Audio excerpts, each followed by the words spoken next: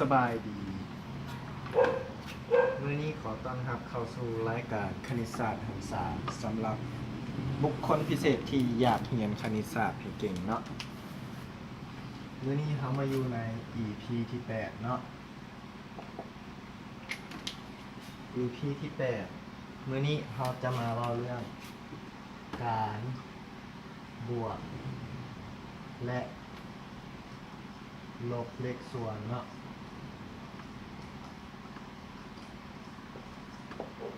การบวกและการลบเลขส่วนการบวกและการลบเลขส่วนมันจะมีส่วนคล้ายคือกันก็เลยเอามาใส่กันเลยเนาะการบวกและการลบเลขส่วนนี้มีอยู่ทั้งหมด2อัน2หลักการคือเลขส่วนที่มีพูดคือกันและเลขส่วนที่มีพูดต่างกันเนาะมาเบิ่งในกรณีที่1เลขส่วนที่มีพูดคือกัน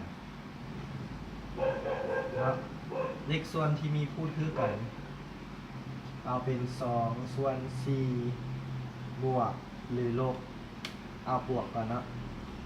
บวกให้3ส่วน4วิธีของมันก็คือพูดเขียนไว้ทั้งถึงบวกกันแล้วนี้กลายเป็น2บวก3แล้วอะไรคำตอบก็ออกมาก็จะได้5ส่วน4เนาะถ้าเป็นเลขลบแบบนี้เลขลบ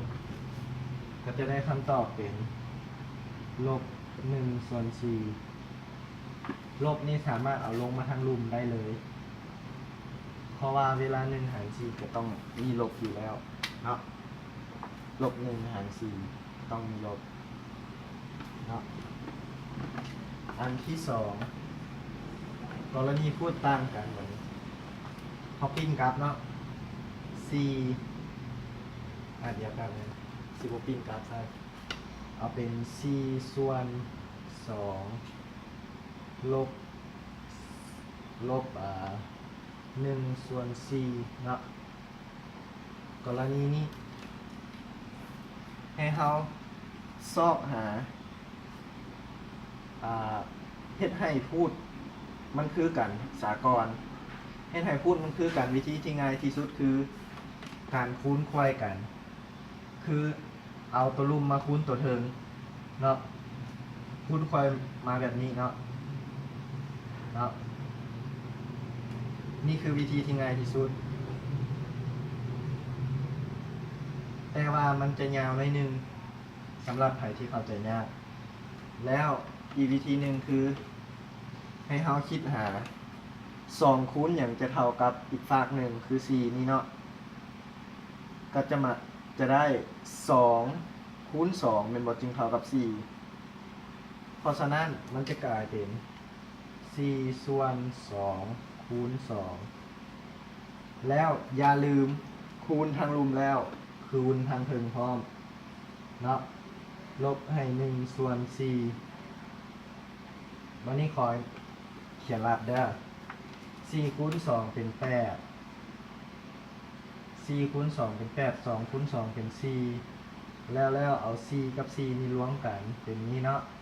8ลบ1ได้คำตอบเป็น7ส่วน4เนาะกรณีบวกก็คือกันมีแต่ต่างวิธีเฮาไล่อยู่หม่องนี้เนาะกรณีเป็นเลขบวกก็เฮ็ดคือกันเนาะเพราะฉะนั้นสิ่งที่เราจะจือมันมีดังนี้เนาะนี่คือสูตรสำหรับการจือ1กรณีพูดคือกันก่อนเนาะพูดคือกันคือจะหมายถึงว่า A บวกหรือลบ B ทั้งหมดส่วน C ทั้ง2ส่วน C เนาะก็จะเท่ากับ A บวกหรือลบ B ส่วน C เนาะ C หมายถึง C ทั้ง2อันนี้ย้อนว่ามันคือกันเนาะแล้วอันที่2พูดต่างกัน พูดต่างกันนี่ก็เป็น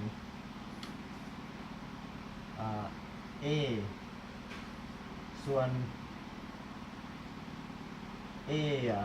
บวกหรือลบ B ส่วนให้ C ตัวนี้ส่วนให้ D เนาะวิธีของมันคือเอา D มาฝากนี้เนาะลูกศรมาทางนี้กับไปทางนี้เนาะก็เป็น A คูณ D บวกหรือลบ D คูณ C ส่วนให้ C คูณ D แล้วทั้งสองนี้ก็ต้องเอามาคูณกันเป็นคูณห่วงกันเนาะอันนี้คือวิธีที่ต้องจืออันนี้คือสูตรที่ต้องจือของมันเนาะสำหรับวิดีโอนี้ก็มุ้ยอย่างไร Goodbye